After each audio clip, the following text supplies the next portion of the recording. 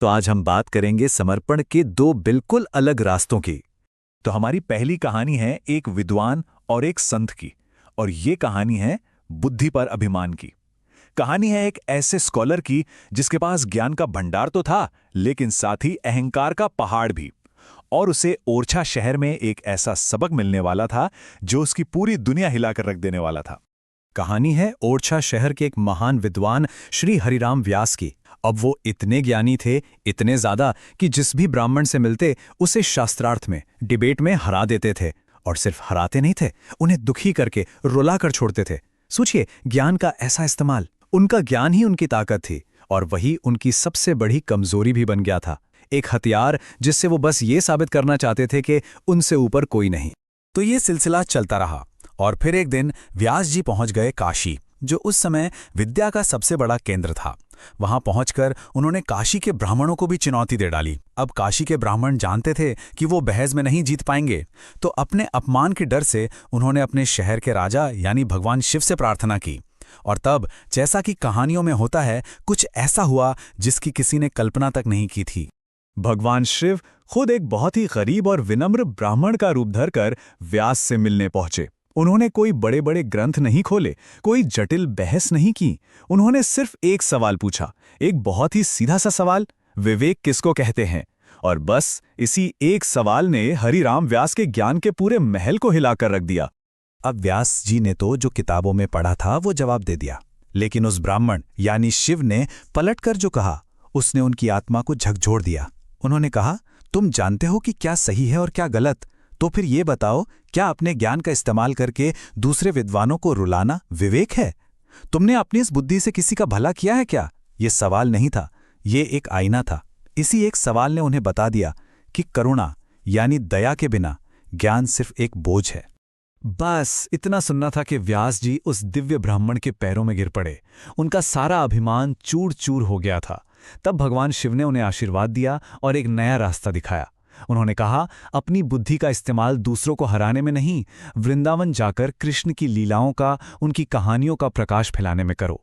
और बस उसी एक पल में व्यास का जीवन पूरी तरह बदल गया। अहंकार की जगह सेवा ने ले ली।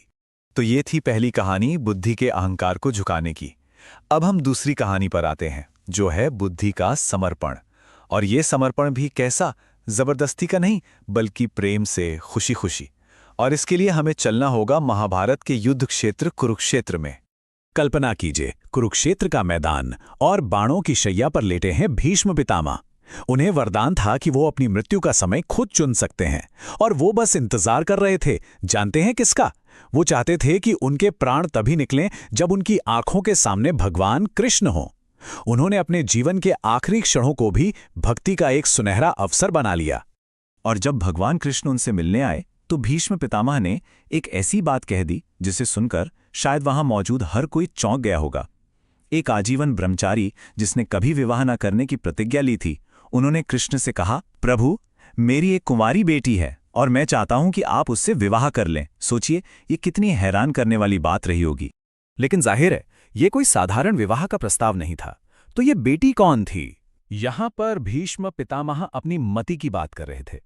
मति यानी बुद्धि, मन, इच्छा शक्ति, और कन्या मतलब बेटी।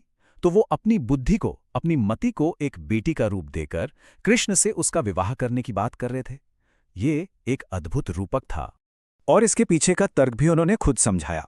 उन्होंने कहा, देखिए, एक बेटी जब तक कुंवारी है वो अपने पिता की इच्छा पूरी करती है, लेकिन विवाह के बाद वो खुद को पूरी तरह अपने पति को समर्पित कर देती है, उसकी इच्छाओं को पूरा करती है।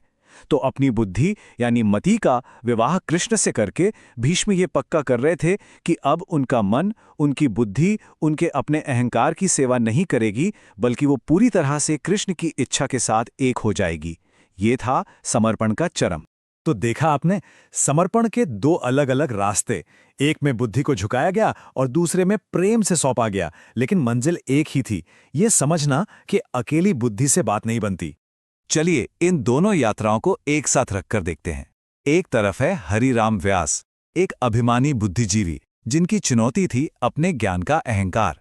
उन्हें ईश्वर ने बाहर से आकर विनम्र किया और उनकी बुद्धि को सेवा के रास्ते पर मोड़ दिया। दूसरी तरफ है भीष्म पितामह, एक भक्त योद्धा जो एक योग्य अंत चाहते थे। ये उनका अपना आंतरिक फैसला था, भक्ति का एक कार्य जिसमें उन्होंने अपनी बुद्धि को प्रेम में समर्पित कर दिया। एक की बुद्धि को झुकाया गया, दूसरे ने खुद झुका दी, पर नतीजा दोनों का एक ही था, ईश्वर से जुड़ना। तो ठीक है, ये कहानियां तो हो गईं, लेकिन इनसे हमें क्या सीखना है? बुद्धि से भी परे वो कौन सा ज्ञान है जिसकी बात यहां हो रही है? देखिए, इन दोनों कहानियों का जो सार है वो एक ही है। पहली बात कि सिर्फ इंसानी बुद्धि अपने आप में सीमित है, उसकी एक सीमा है। दूसरी कि असली विवेक या ज्ञान सिर्फ चीजों को जानना नहीं, बल्कि मन में करुणा यानी दया का होना है। और सबसे जरूरी बात, जीवन का अंतिम लक्ष्य अपनी इंटेलिजेंस को साबित करना नहीं है, बल्कि अपनी इच्छा को किसी ऊंचे मकसद से जोड़ना है। और यही फर्क है धर्म यानी जीने के नियमों और परम धर्म यानी ईश्वर से जुड़ने के मार्ग में। कुल मिलाकर बात यह है कि शांति तभी मिलती है जब अहंकार पीछे हटता है। और यही वो नमक है जिसकी बात इंद्रेश जी शुरू में कर रहे थे। यही वो ज्ञान है जो हमारे रोजमर्रा के कामों को, हमारी अपनी जिंदगी की छोटी बड़ी लड़ाइयों को एक मतलब देता है। ये उन्हें विकास के, आगे बढ़ने के अवसरों में बदल देता है। मतलब ये नहीं कि सब कुछ छोड़ छाड़ कर बैठ जाएं, नहीं।